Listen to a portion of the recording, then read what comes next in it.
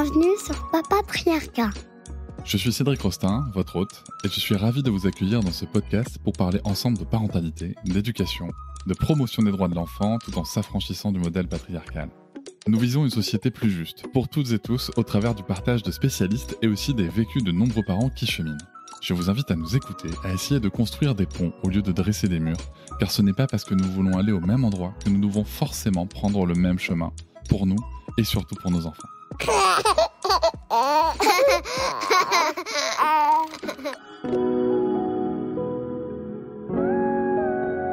Et si on changeait notre regard sur le développement de nos enfants ? Et si, au lieu de nous focaliser sur la performance ou la conformité à des normes rigides, nous apprenions à accompagner chaque étape de leur croissance avec curiosité et bienveillance ?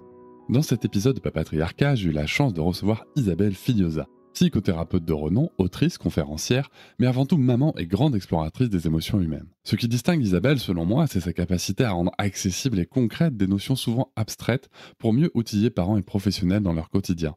Mais surtout, c'est sa démarche profondément humaine. C'est en traversant elle-même des questionnements et parfois ses propres erreurs de maman que ses réflexions ont pris racine. Avec Isabelle Filiosa, nous plongeons au cœur du développement psychomoteur de l'enfant. Nous interrogeons ensemble des enjeux essentiels comme l'importance fondamentale du mouvement, la place des réflexes archaïques ou encore des répercussions d'un développement moteur entravé sur la concentration, l'apprentissage et même la gestion des émotions. Pourquoi certains enfants semblent-ils plus maladroits ou ont-ils du mal à se concentrer à l'école ? Quelles sont les erreurs de parentalité que l'on peut faire, vous, moi, elle, en pensant bien faire, et comment les éviter sans tomber dans la culpabilité ? Que révèle une posture, un geste ou le besoin de mouvement d'un enfant sur son fonctionnement et ses besoins réels ?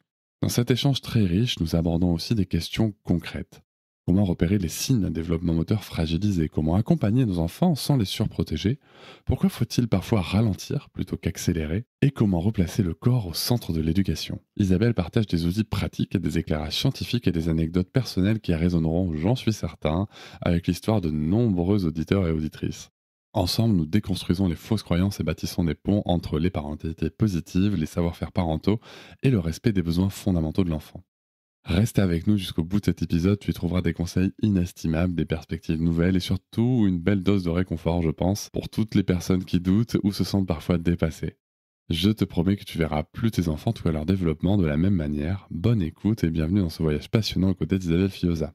Ah oui, n'hésite pas à t'abonner au podcast, à laisser une note avec un max d'étoiles et commenter partout où c'est possible, comme sur Apple Podcast et Spotify. Là-bas, je peux même te répondre. On se retrouve aussi sur les réseaux sociaux comme Instagram, Facebook, TikTok et LinkedIn. Tu peux aussi réagir en laissant un audio sur l'outil SpeakPipe, même depuis ton téléphone. Le lien est en description. Ah, et si tu souhaites soutenir financièrement le podcast pour l'aider à se développer, tu peux t'abonner à Papatriarcat Plus pour écouter les épisodes sans pub en avance et avoir accès à plus de 80 bonus. Le lien est aussi en description. On y va tout de suite avec ma première question. Isabelle Filiosa, vous avez écrit le livre Le développement psychomoteur de votre enfant avec Capucine Vercellotti, ostéopathe et créatrice de formation sur le mouvement qui soigne. Pourquoi avoir écrit ce livre et quel est le principal message à travers ce livre que vous voulez transmettre aux parents ? Je vous souhaite une bonne écoute. Alors, merci déjà de m'accueillir, Cédric, pour défendre ce livre qui me tient vraiment très fort à cœur.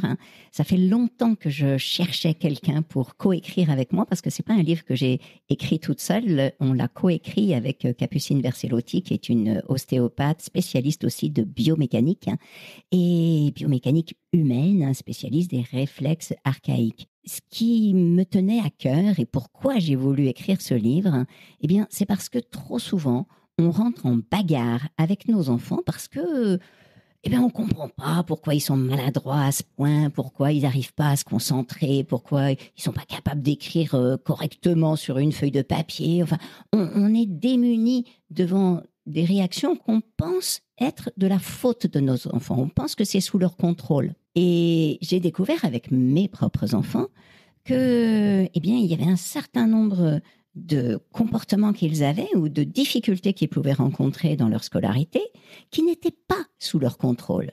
Même si les enseignants me disaient « Oui, elle se fiche de moi, votre enfant ». Non, elle se fichait pas. Ça, j'étais sûre qu'elle se fichait pas. Du coup, j'ai cherché et j'ai trouvé. Et j'ai trouvé tout un monde que j'ignorais totalement sur, eh bien finalement, tout le développement psychomoteur. On ne se rend pas assez compte que lorsqu'un enfant rentre à l'école, tout ce qu'il a vécu avant, ça a construit le petit être qu'il est. On s'attend à ce que naturellement, il puisse rester assis sur une chaise.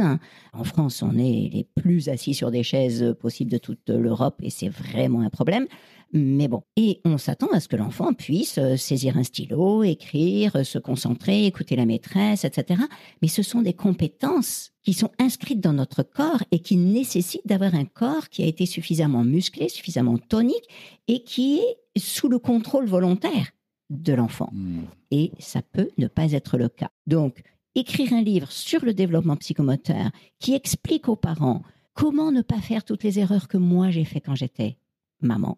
Parce que j'ai allaité mes enfants, je les ai beaucoup portés, c'était déjà super, mais je ne savais pas plein de choses. Et j'ai assis mes enfants. Je les ai laissés trop longtemps dans des sièges coques. J'ai même eu un Yupala. Et donc, c'est eux qui ont eu le Yupala, malheureusement. Et donc, j'ai empêché un certain nombre de mouvements. En fait, mes enfants n'ont quasiment pas fait de 4 pattes.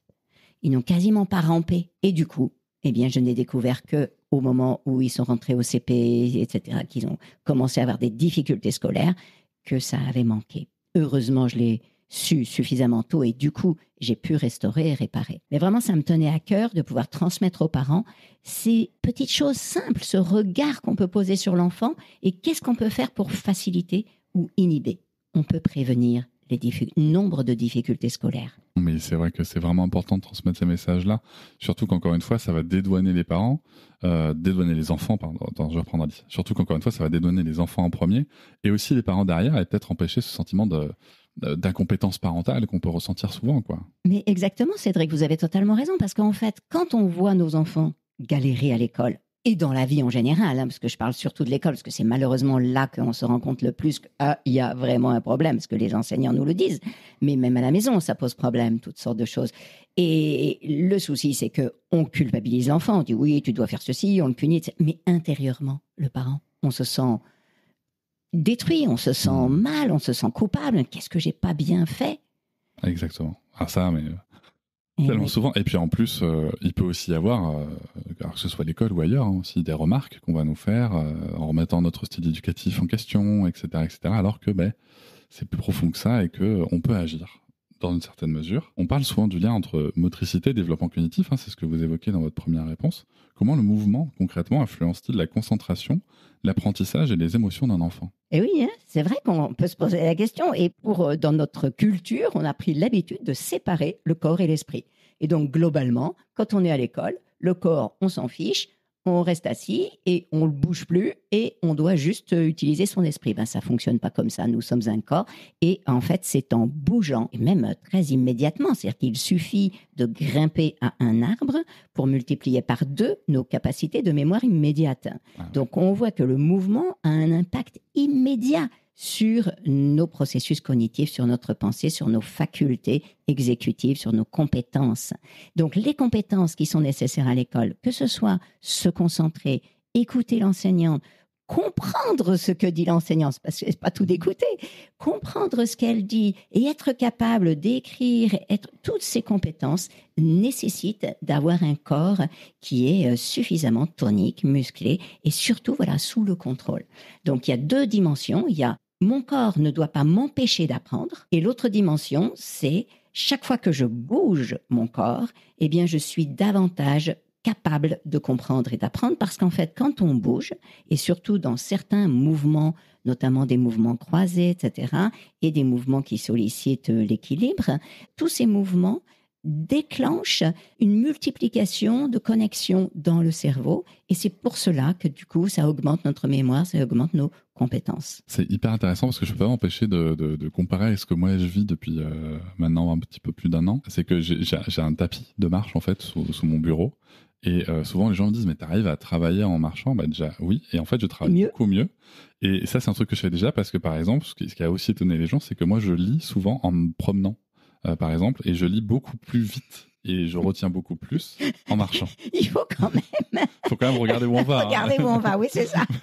Mais- Donc, ça veut quand même dire faire deux choses en même temps, ce qui Exactement. n'est pas forcément facile pour le cerveau. Mais oui, Mais ça marche. vous avez en tout cas, totalement personnellement, raison. c'est mon cas personnel. Hein, oui, juste. mais c'est documenté. Et il y a de plus en plus d'écoles dans lesquelles on fait des bureaux debout. On permet aux enfants de bouger. La position assise diminue par 2 l'oxygénation du cerveau. Donc, c'est déjà une très mauvaise idée. Ouais. C'est probablement le plus compliqué pour pouvoir apprendre. Dans les bureaux, dans les entreprises, de plus en plus, on a des bureaux debout et on sait que c'est nécessaire toutes les 30-40 minutes de se lever, de bouger, de revenir. Malheureusement, ça n'a pas encore pénétré dans toutes les écoles, mais il y a quand même de plus en plus d'écoles qui utilisent alors des petits vélos sous le bureau, qui utilisent des bureaux debout où les enfants ont vaguement un petit tabouret. En tout cas, ils sont mobiles. Et on a vu, et c'est vraiment les études scientifiques sont très claires là-dessus, lorsque les enfants sont debout dans la classe et sont mobiles, ont la possibilité de bouger, leur concentration est bien meilleure et leurs compétences académiques augmentent. Je me demande si c'est peut-être pour ça que j'ai eu autant les cours de chimie, parce qu'on était debout devant la paillasse, en fait. Et C'est donc, on vrai. était placés. Et moi, j'adorais ces cours-là. Bon, c'est peut-être lié, je ne sais pas. C'est pas impossible. Vous parlez dans votre livre des réflexes archaïques. Alors peut-être que dans un premier temps, si on peut les définir, et ensuite savoir lesquels sont les plus importants chez un bébé et pourquoi leur intégration est-elle essentielle. Beaucoup de questions. Alors déjà, un réflexe archaïque, on dit archaïque parce qu'un réflexe, c'est un geste qu'on va faire, un mouvement qui est inscrit et qui n'est pas dirigé par la volonté. Et donc, c'est automatique. Quelque chose déclenche le réflexe et hop, le mouvement est parti. Archaïque parce qu'ils sont inscrits à l'intérieur de nous dès avant la naissance pour un certain nombre. Et ils vont permettre la survie. Désolé de ne pas pouvoir faire de tri entre les réflexes. À partir du moment où un réflexe existe, il est important. Donc, il n'y a pas un réflexe qui est plus important qu'un autre. Tous les réflexes sont absolument importants parce qu'ils nous permettent de survivre. Il y a le réflexe de fouissement pour arriver à trouver le sein. Il y a le réflexe de téter, le réflexe de déglutition. Il y a toutes sortes de réflexes qui permettent à l'enfant d'assurer les premiers mouvements qui lui permettent de vivre. Après, une fois que le réflexe, ça a initié un mouvement, donc je vais prendre par exemple le RTAC, donc le réflexe tonique asymétrique du cou, qui fait que lorsque je bouge ma tête, tout mon corps en haut bouge, en fait, ça envoie mon bras droit. Je bouge ma tête, mes yeux vers la droite, tout mon corps bouge vers la droite. Ça va aider l'enfant, d'une part, à ne pas s'étouffer quand il est sur le ventre, quand il est tout petit, mais aussi ça va l'aider à tourner. Donc, il est sur le ventre, hop, et hop, il tourne, il finit sur le dos. Alors, petit à petit, donc au début, c'est réflexe. Et puis, petit à petit, à force de le faire, l'enfant commence à se muscler, il sent son tonus et il commence à identifier. Il y a toute une intégration, on appelle ça l'intégration du réflexe vers un mouvement volontaire. Et l'enfant devient capable de projeter son bras et de sentir, mon torse tourne et poum, ça devient un mouvement volontaire. Ce que je n'ai pas fait quand j'étais maman et que mes enfants étaient bébés, c'est de laisser suffisamment longtemps mes bébés sur le dos ou sur le ventre pour qu'ils puissent développer ce réflexe-là, ce qui fait qu'ils n'ont pas construit le mouvement volontaire. Et donc, du coup, qu'est-ce qui s'est passé ? Eh bien, lorsque ma fille était au CP, la maîtresse m'a dit qu'elle se fiche de moi, puisque lorsque je fais une dictée, elle arrive à copier les mots sans faute, mais dès qu'il y a à copier au tableau, c'est n'importe quoi. D'accord. C'est vrai que ça paraît bizarre, Ouais. mais bon, quand même, il me dit, mon enfant ne se fiche pas de moi, elle ne se fiche pas de l'adulte, ça c'est absolument certain. Donc, cherchons. Heureusement, à l'époque, j'ai rencontré quelqu'un qui travaillait sur les réflexes archaïques. Il m'a dit, il doit y avoir un RTAC pas intégré. J'ai dit, quoi ? C'est quoi ça ? Et j'ai compris, en fait. Quand ma fille il y avait une dictée, elle l'entendait, elle écrivait, elle n'a pas besoin de bouger.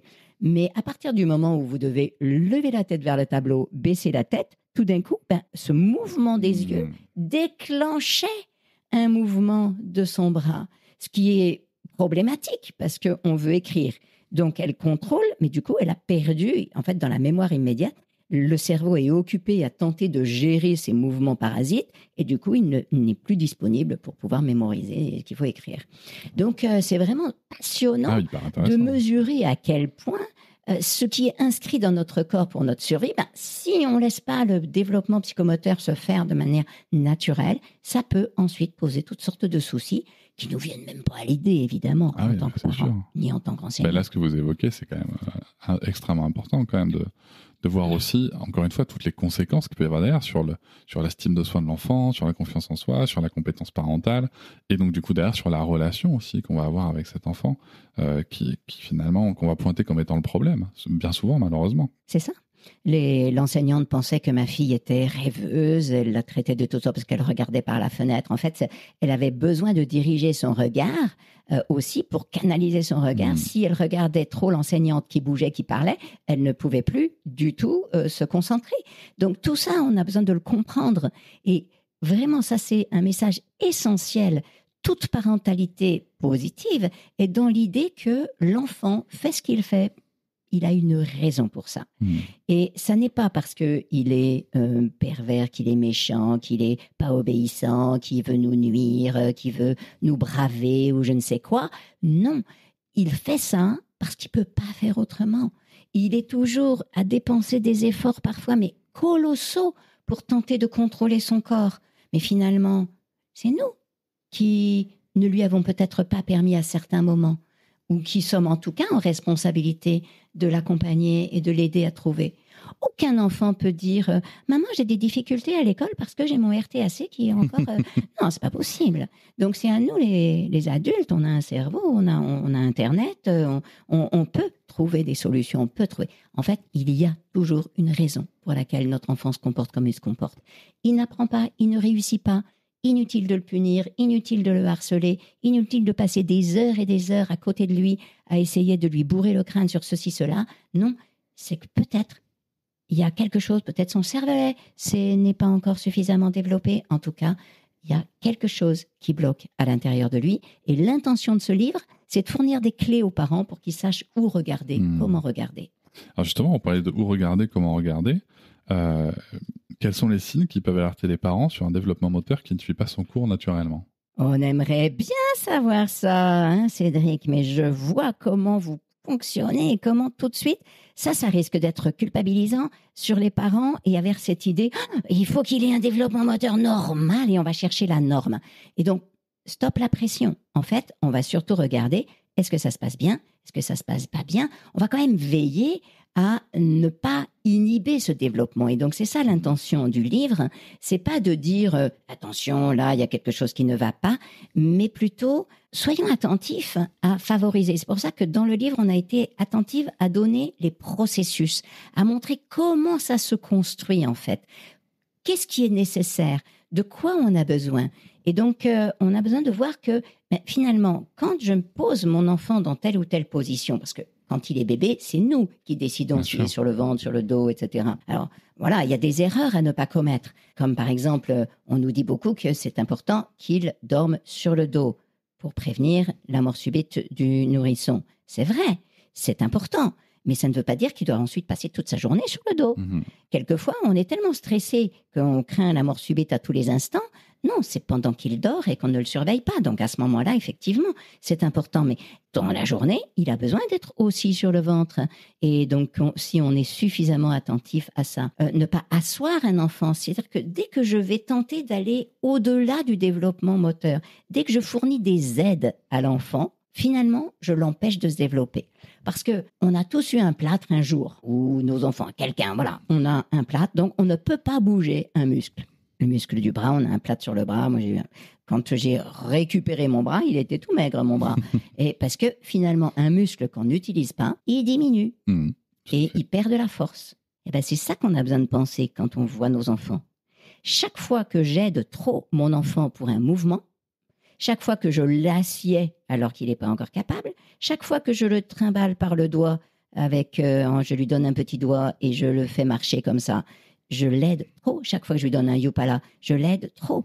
Il est soutenu, donc il ne se muscle pas. Et donc, ce qui est vraiment important, c'est d'observer, est-ce que mon enfant développe un tonus musculaire partout dans son corps? Est-ce que je vois qu'il a un tonus, qu'il est musclé petit à petit? Alors, pas monsieur muscle, mais suffisamment musclé. Parce que ce qu'on oublie, c'est que les émotions, on se plaint beaucoup que nos enfants aujourd'hui font des tonnes de crises et compagnie. C'est normal qu'ils fassent tellement de crises. Ils n'ont plus les compétences physiques pour pouvoir se tenir. Une émotion, on a besoin de pouvoir la réguler, c'est notre corps qui nous aide à la réguler. C'est dans l'abdomen, c'est dans nos abdos, c'est tout notre tonus qui va nous permettre de contenir une émotion. Si je n'ai pas de tonus musculaire suffisant, eh bien, l'émotion est là. De toute façon, l'émotion, ce n'est pas quelque chose que je peux contrôler. Elle arrive dans mon corps, sauf que je ne sais pas la maîtriser. Je ne peux pas. Du coup, je hurle dans tous les sens, mes bras vont dans tous les sens. Je ne sais pas, je ne peux pas la maîtriser. Donc, c'est dans le corps aussi qu'on apprend la maîtrise des émotions. Plus on va laisser un enfant dans un siège coq quand il est petit, moins il va savoir maîtriser ses émotions. Et donc, c'est vraiment important de mesurer toute cette dimension si fondamentale du corps. Arrêtons de mettre le corps de côté. Non, ça n'est pas un problème psychologique lorsque les enfants ne tolèrent pas la frustration. C'est aussi un problème dans le corps. Alors, je vous remercie d'avoir repris la question parce qu'en effet, c'est vrai que c'est ce truc qu'on peut avoir en tant que parent dans cette société, en tout cas, de dire il faut que mon enfant à tel âge ait fait tel truc, etc. Et on va s'inquiéter. Et c'est peut-être aussi ce qui peut pousser des parents, justement, à vouloir asseoir l'enfant alors que cet enfant-là, à ce moment-là, c'est pas son développement à lui qui est comme ça. Je pense aussi forcément à la marche, fatalement, où on nous dit alors ton enfant il marche pas encore, mais il marche déjà.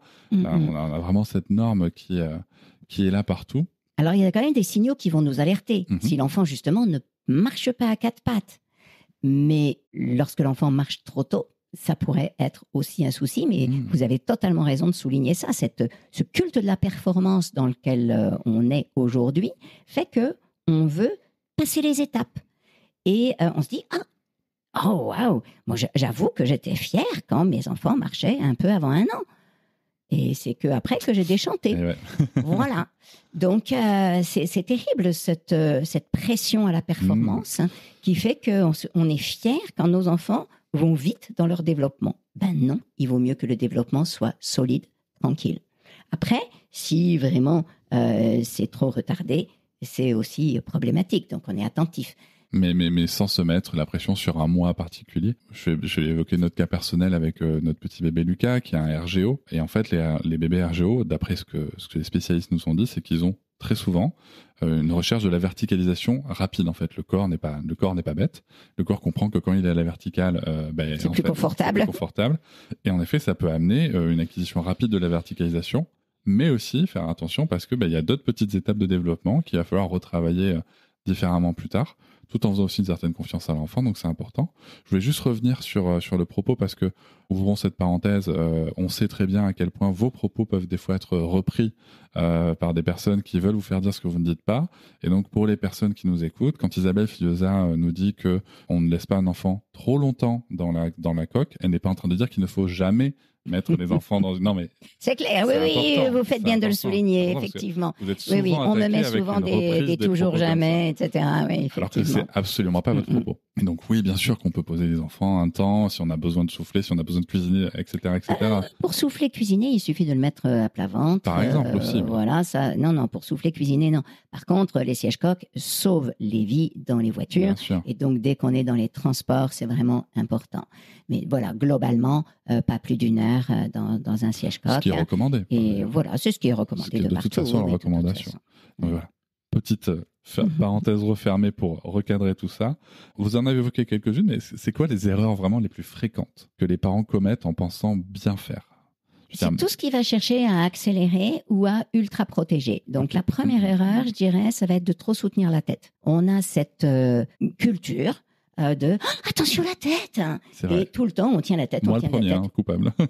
Et on ne sait pas quoi. Ouais. Donc moi heureusement j'avais fait de l'aptonomie, donc j'avais cette conscience-là, et du coup mes enfants ont tenu leur tête seuls. Mais en fait les muscles du cou sont extrêmement importants. Et une des choses aussi qui va se retrouver à l'école, c'est la nécessité de pouvoir bouger la tête sans que tout le reste du corps bouge. Donc le tonus du cou, la tenue de la tête, c'est vraiment essentiel. Et Capucine Versellotti le dit parfois, hein, c'est vraiment peut-être le truc essentiel, c'est comment on tient la tête. Donc, il n'est évidemment pas question de ne pas tenir la tête du tout. Il y a des tas de postures dans lesquelles on a besoin de tenir la tête. Et évidemment, on tient la tête quand l'enfant dort, n'a pas de vigilance. Mais on donne dans le livre des astuces pour porter l'enfant ou le tenir de manière à ce qu'il développe la posture, la tenue de sa tête. En fait, les enfants en France tiennent leur tête tardivement, mais dans d'autres pays où ils sont davantage portés, ils vont tenir leur tête dès l'âge de 1 mois. C'est vrai que le portage aide beaucoup, hein, je trouve, là-dessus, parce qu'en effet, l'enfant va tourner lui-même la tête, va être assez curieux. Il y a aussi une technique qui s'appelle le tummy time, il me semble, pour les enfants. Tummy time, ça veut dire position sur le ventre. Voilà. Tummy, c'est le ventre. Et donc, c'est le fait de mettre l'enfant suffisamment sur le ventre parce qu'effectivement, là, il apprend à toute la muscler, tout le haut de son dos et le cou. Et puis, évidemment, c'est intéressant de tourner la tête à droite, à gauche, de suivre qu'est-ce que fait papa, qu'est-ce que fait maman. Et hop, et du coup, voilà, petit à petit, ça muscle ça. Et c'est vrai que vous parlez des compétences dans l'école. Je vais me permettre d'amener mon expérience personnelle là-dessus, puisque moi, dans ma carrière sportive, j'ai été aussi coach et cadre technique dans le cadre du handball. Et pour toutes les capacités psychomotrices aussi, même pour le sport et notamment pour le sport de haut niveau, c'est très important de réussir donc là je parle du sport handball, à pouvoir tourner la tête tout en courant tout droit, tout en prenant les informations, tout en dribblant avec le ballon. Et c'est vrai qu'on parlait déjà de ce genre de travaux. Et ça peut se rattraper avec des exercices kinés, avec des choses comme ça plus tard, notamment. Mais ça va jusque-là, quoi. Je veux dire, il y a vraiment des compétences qui peuvent se développer et qui vont permettre d'acquérir cette psychomotricité qui peut amener à de l'excellence sportive, par exemple, plus tard, quoi. Tout à fait. Capucine Versellotti est une sportive de haut niveau et elle souligne nombre de sportifs de haut niveau sont attentifs à leurs réflexes archaïques parce que les réflexes archaïques, lorsqu'ils ne sont pas intégrés, peuvent inhiber et ne pas permettre justement de tourner la tête comme ça nous empêche certaines capacités, certaines compétences. Et donc, c'est sûr que dans le haut niveau, on a absolument besoin de ça. Et pourquoi est-ce que tous nos enfants ne pourraient pas être aussi de haut niveau ? Bien sûr, ça, tout à fait. Et ça m'intéresse, je rejoins aussi votre propos là par rapport au fait de la surprotection, qui est aussi un élément important, c'est que des fois on inhibe le développement des enfants par rapport à la surprotection. Ce qui va par ailleurs, c'est quand même quelque chose qui est socialement aujourd'hui très étudié. Je pense notamment au livre de Jonathan Haidt et aux travaux de Peter Gray sur le sujet, comment est-ce qu'on surprotège les enfants.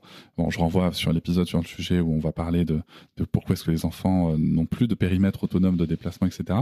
Mais c'est vrai que ça peut commencer très tôt, par exemple, quand on veut absolument pas qu'il arrive quelque chose à l'enfant. Et c'est vrai que Jonathan Haidt a cette phrase dans son livre Génération anxieuse où il dit que pour qu'un enfant apprenne comment ne pas se blesser, il faut qu'il soit dans une situation où c'est possible.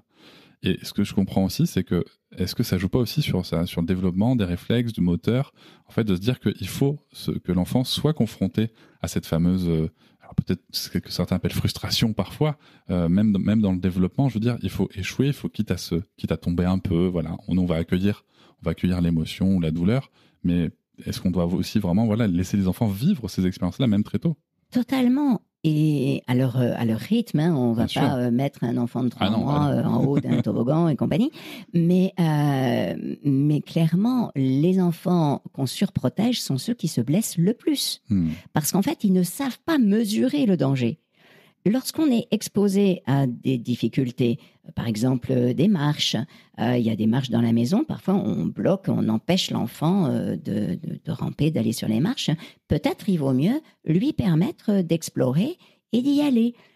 Avec surveillance au début, on observe, on vérifie ce qui se passe, mais les enfants ne prennent pas des risques non plus démesurés à partir du moment où justement on les laisse explorer par eux-mêmes. Ils explorent et du coup, ils intègrent d'une part leurs réflexes, ils développent leurs mouvements musculaires, ils développent le lien entre l'œil et les bras, les mains, ils développent la conscience de leur corps par rapport à l'environnement. Monter sur une marche, descendre une marche, donc on invite à savoir descendre aussi, une fois qu'il a monté une marche, petit à petit comme ça, il intègre la spatialisation, il intègre le sens des profondeurs, il intègre tout ça. Et du coup, il va savoir ne pas prendre de risques. Lorsque, quand on est au square, on dit notre enfant, il n'arrive pas encore à monter l'échelle pour monter au toboggan. Et nous, et ça malheureusement je l'ai fait aussi, on a tendance à mettre l'enfant pour lui faire plaisir, on le met en haut et on le fait glisser. Mais non, il n'en a pas encore les capacités. Si je vais comme ça, en surprotégeant et en le surprotégeant de la frustration de voir les autres réussir à faire des choses que lui n'est pas encore capable de faire, mais non, c'est pas ça l'idée. Il va devenir capable et bien plus capable si justement je le laisse faire. Et donc le jour où lui, il devient capable de monter, etc., eh bien, il saura faire. Et même s'il se retrouve sur ces grands trucs araignées à un endroit, il saura redescendre parce qu'il aura appris, il aura construit à l'intérieur de lui la conscience de là où est le danger. Dans votre propos, je ne peux pas m'empêcher de souligner le fait qu'il y a une partie que j'interprète comme non, le sujet, ce n'est pas d'éviter la frustration de l'enfant, en l'occurrence, qui voudrait monter, mais au contraire, on va être frustré, on va plutôt accompagner cette frustration, parce qu'on entend aussi beaucoup dire que on veut éviter la frustration des enfants, qui n'y seraient par ailleurs jamais confrontés. Alors, je ne sais pas qui connaît des enfants. C'est ça. Voilà. Un enfant est frustré quasiment, presque tout le temps. Et en fait, cette frustration, c'est un moteur. Ça donne envie d'aller, envie de faire et compagnie. Trop de frustration, ça génère de la colère, mais non, effectivement, c'est très très important de le souligner. On accuse souvent les parentalités positives. Alors maintenant, je dis de plus en plus une parentalité positive parce que, en fait, c'est une parentalité positive. C'est pas la parentalité positive. Là, c'est un article défini. Et du coup, les gens croient qu'il y aurait une méthode, la méthode de parentalité positive qui serait ceci, cela. En fait, non. Une parentalité positive, c'est une parentalité qui favorise un développement de l'enfant, qui répond aux besoins de l'enfant et du parent. Donc, c'est une. Et il y a toutes sortes de types d'actions, de comportements, d'attitudes, de compétences qu'on peut nommer positives. Et donc, on accuse souvent une parentalité positive de supprimer la frustration. Au contraire, en fait, nous, on va enseigner. Une parentalité positive, c'est une parentalité qui va enseigner à l'enfant à réguler sa frustration. La frustration, elle est tout le temps dans la vie d'un enfant. Il y a sans arrêt, il y a un truc qu'il n'arrive pas à faire, il n'y arrive pas encore. Et forcément, on ne donne pas tout à un enfant tout de suite, on ne le satisfait pas, on ne lui fait pas plaisir tout le temps. Non, c'est pas ça la vie. En revanche, il n'y a pas de raison de lui imposer des frustrations exprès pour que soi-disant il apprenne, parce que ça n'apprend pas en fait, ça n'enseigne pas la frustration. Ouais, complètement, ça enseigne plutôt la soumission, mais c'est un autre sujet. Oui. Vous expliquez dans votre livre, et vous nous l'avez exposé avec l'exemple personnel de votre fille, que certains enfants peuvent présenter des troubles d'apprentissage à cause des réflexes mal intégrés. Alors vous nous avez parlé du RTAC, du mouvement par rapport à votre fille. Est-ce qu'il y a d'autres exemples que vous pouvez nous citer? Et aussi, surtout, du coup, peut-être que même que vous pourriez nous parler de votre cas, comment les accompagner une fois qu'on a détecté le sujet? Dans le livre, nous évoquons toutes sortes de réflexes et leur impact sur la vie quotidienne et sur l'école, sur leur performance à l'école. Au-delà de savoir nommer tel et tel réflexe, ce qui est intéressant, c'est de se dire, tiens, nombre d'enfants vont se contorsionner sur leur chaise. Ils sont contraints. Alors parfois on les voit, ils s'allongent carrément sur la table, le coude sur la table et ils ferment un œil. On ne comprend pas pourquoi ça. Et puis ils ont une jambe qui s'entortille autour de la chaise et on leur dit tiens-toi droit. Ah, c'est moi ça. Tiens-toi droit. Alors ils se tiennent droit, mais du coup ils se tiennent droit, ils ne peuvent plus réussir à écrire parce qu'en fait s'ils se penchaient comme ça, ils attachaient. En fait c'est pour je bloque mon corps. Quelquefois, les enfants ont des réflexes tellement encore présents que leur corps, il part dans tous les sens. Donc, ils peuvent prendre jusqu'à 5 à 6 minutes pour réussir à bloquer le truc pour... Ah, ça y est, là maintenant, j'ai plus qu'un seul œil, donc j'ai plus de problème de convergence oculaire. Parce qu'en fait, aussi, il n'y a pas que l'intégration des réflexes, il y a la convergence oculaire qui n'est pas assez testée en France. On teste la myopie dès qu'ils sont tout petits, mais la convergence oculaire, on l'oublie. Or, 50% des dyslexiques ont en fait un problème de convergence oculaire. Un simple problème de convergence oculaire qui se résout en une séance d'orthopsie. Ça, c'est quand même dommage qu'il n'y ait pas un petit peu plus. Donc ça, pour tous les parents, testons. L'enfant... Alors, convergence oculaire, nous avons 2 yeux et les 2 yeux nous permettent de former une seule image. quand on a un problème de convergence, ça veut dire que nos deux yeux ne forment pas une image. Ils voient parfois deux images ou toutes sortes de trous. En tout cas, ils ne voient pas correctement les profondeurs des choses, etc. Donc, c'est très perturbant pour un enfant. Donc, si on voit un enfant qui s'appuie sur la table et qui bloque un de ses yeux, c'est probablement qu'il a un problème de convergence. Il le fait non pas parce qu'il veut avoir une position, il est dans une position de... Parce que alors, quand on les voit comme ça, on croit qu'ils sont épuisés. Non, c'est pas parce qu'il est fatigué. Enfin, quoique ça fatigue beaucoup d'être obligé de lutter pour apprendre malgré ces problèmes-là. C'est pas du tout parce qu'il est fainéant qu'il fait ça et qui se fiche de nous. Non, c'est parce qu'il bloque un œil de manière à avoir un seul œil qui lui permet de lire les lettres correctement. Si vous avez deux yeux qui n'ont pas une bonne convergence, parfois vous voyez les lettres, elles s'ordonnent dans des sens différents chaque fois.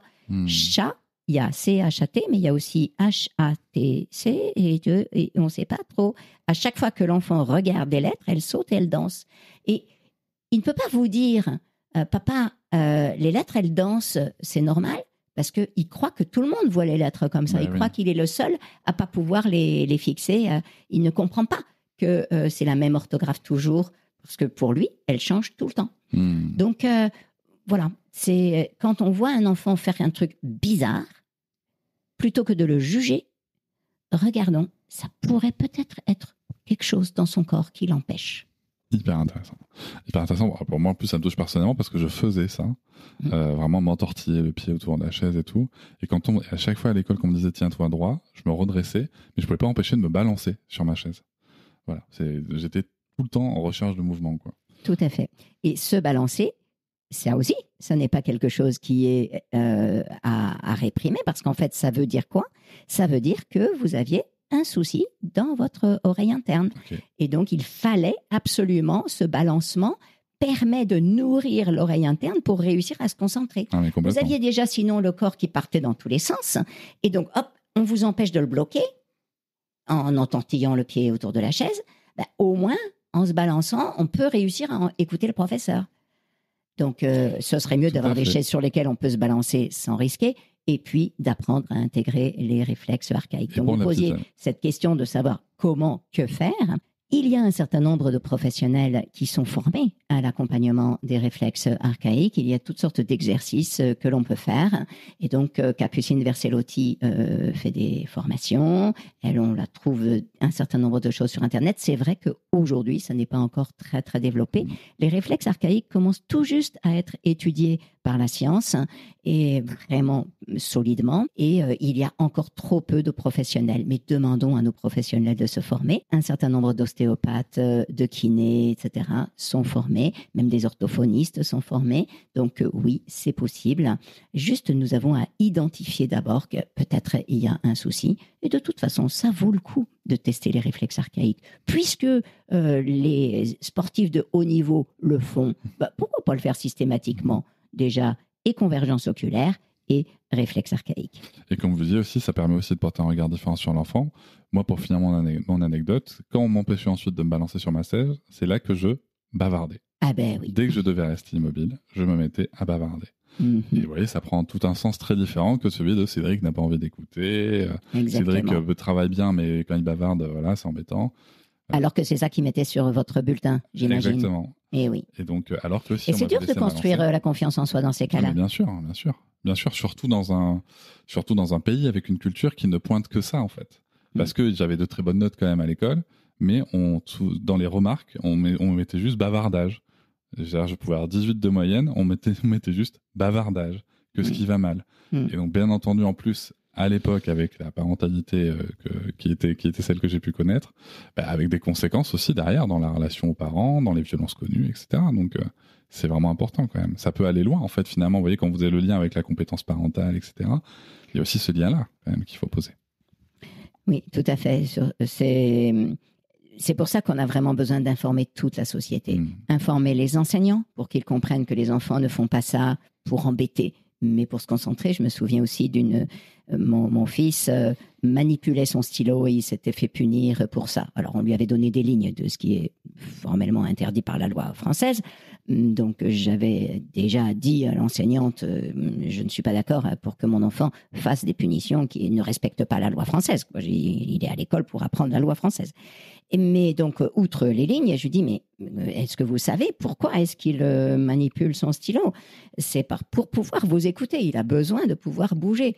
Aujourd'hui, il y a toutes sortes de petites boules, de trucs qu'on a, voilà. Les fidgets. Donc maintenant, c'est un peu plus connu. On commence à savoir que oui, un certain nombre de gens ont besoin de manipuler quelque chose, de tripoter quelque chose pour pouvoir se concentrer. Mais bon, à l'époque, on ne le savait pas. En fait, l'enseignante ne le savait pas. Et du coup, elle le punissait pour quelque chose qui pourtant était vraiment utile pour lui. De la même manière que pour vous, bavarder, vous balancer ou vous tenir la jambe au tortillé et vous allonger sur la table, c'était pour pouvoir vous concentrer. Donc, les parents ont besoin d'avoir l'information pour ne pas être dupes de ces mentions sur les bulletins qui sont vraiment désastreux surtout que nous avons un biais pour la négativité et que tous les humains, on est attirés par ce qui est négatif. Donc, ce biais pour la négativité, il existe toujours. On a besoin de le combattre.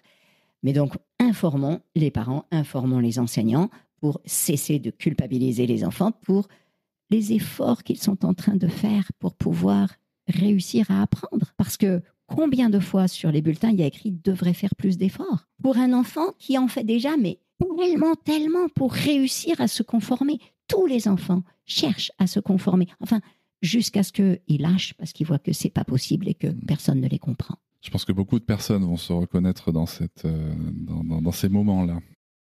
Enfin, imaginons, moi je suis parent, je vous écoute, je lis votre livre, j'apprends des choses, mais les gens qui interfèrent auprès de mon enfant ne sont pas au courant. Comment est-ce qu'on peut sensibiliser plus largement, alors les crèches, les écoles, à l'importance de ce sujet, du mouvement, pour éviter certains problèmes plus tard, tout en étant dans une relation où ça va pas être mal pris, quoi, parce que des fois, ça peut être un peu tendu de dire... Vous leur offrez mon livre. Ah, excellente idée. Vous leur offrez notre livre avec Capucine. Il y a des dessins, il y a des images, et tout de suite on comprend. Et il y a surtout l'information. Et aucun professionnel ou parent ne désire blesser l'enfant ou faire mal, évidemment. C'est juste qu'on n'a pas l'info. Et donc, il s'agit juste de glisser l'information. Si on dit l'information, vous savez, lorsque vous asseyez l'enfant, alors il y a tel et tel problème, vous vous positionnez en expert et du coup, ça descend l'autre. L'autre a l'impression que c'est un conseil, que c'est une prise de pouvoir sur lui. Il va se sentir mal, il va rejeter. Mais si vous lui donnez l'information de manière neutre, vous pouvez regarder ensemble. J'ai découvert ce livre d'une ostéopathe et une psy qui ont fait ça. Regardez, qu'est-ce que vous en pensez ? À ce moment-là, on est deux à regarder quelque chose et du coup, on peut étudier. Après, dans les crèches, il y a quand même beaucoup de formation sur le mouvement libre, sur l'importance du mouvement libre. Ça se développe bien. Ça se développe quand même nettement. Et les yupalas sont interdits. Et les transats sont interdits dans les crèches. Ouais. Les transats sont encore en vente libre, les yupalas sont encore en vente libre, mais ils sont interdits dans les crèches. Ouais, c'est important ça, ce que vous dites. Alors maintenant, Isabelle Filosa, pour finir cet épisode passionnant, si vous aviez tous les pouvoirs dans ce pays, je sais qu'il y a beaucoup de choses que vous voudriez faire, mais sur le sujet qui nous concerne, et que vous pouvez mettre en place 2 ou 3 mesures prioritaires et immédiates pour accompagner au mieux les enfants dans leur développement moteur et les parents, bien sûr, dans l'accompagnement de ce développement, quelles seraient-elles ? La première chose, je pense que j'interdirais la vente et la fabrication des yupalas. C'est anormal que ce soit interdit dans les structures, mais ce n'est pas encore interdit à la vente. Et nombre de parents pensent que ça fait partie de l'outillage normal. Quand on a un bébé, on achète le yupala, c'est là.